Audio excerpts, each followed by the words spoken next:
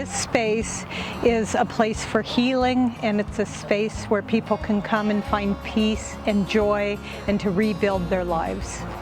We worked with the Joint Office of Homeless Services, who introduced us to Alicia, and Alicia came up with the mural design after meeting the women and talking about their favorite flowers. This mural represents a couple of things. It's first beautifying the space that they live in. However, it came out of a safety concern. People were coming and peering at them through the fence like they were a sight to be seen. My work is botanicals and flowers, and I'm super inspired by nature, especially with flowers. Like, they have a season in which they bloom, and then there's all this other time that they're doing all this work to get to that, or even after the blooms are gone, they're still doing work. And here I'm capturing a lot of the flowers, but it's important for me to remember that there's a time for us to be blooming, and then there's also the time that we're doing other things, and maybe it's not as a parent, but our leaves are working really hard, or we're underground preparing for our first shoots to come out and our blooms to come. When I'm installing a mural on a busy street, people will come walking by and, wow, like, it just will completely change the way they're kind of flowing through their day. Taking this wall and adding bright colors and flowers, I'm hoping will do the same for the women who live here.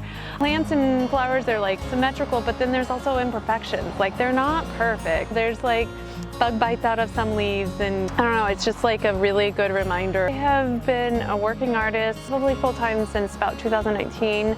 Before that, I was a mama looking for something creative to do, and kind of built my career while I was being inspired by my children, who were very brave and just made art. I work as an artist, but really, like, saying the word work is kind of sneaky because I feel like I'm playing. And when I was asked if I would donate a mural to the Kenton Women's Village, I was like, yes, let's do it. I really could just drive by and not even realize that there's 20 homes here. I think there's so much science around colors, right, and how it changes the way you feel. And so I'm hopeful that these bright colors alone will be uplifting. Hopefully it's inviting to the folks who are coming in here. Some women moved in today, and I hope that for them this felt good as far as seeing people working to make the space that they're moving into colorful. Really, it's about connection. It's, for me, mural work, I think, provides an opportunity to connect with the community. And so I created a digital design using the kind of mock-up of the shape of this wall. And then I free-handed it up with chalk the other day, kind of like color-coded it, almost like a paint-by-number. And then have had such great helpers. Getting people the color, they fill it in, then they go on to the next color. I always love adding color anywhere. I think it brings joy. I love Alicia's subject of the flowers and growth. I think it is hopeful.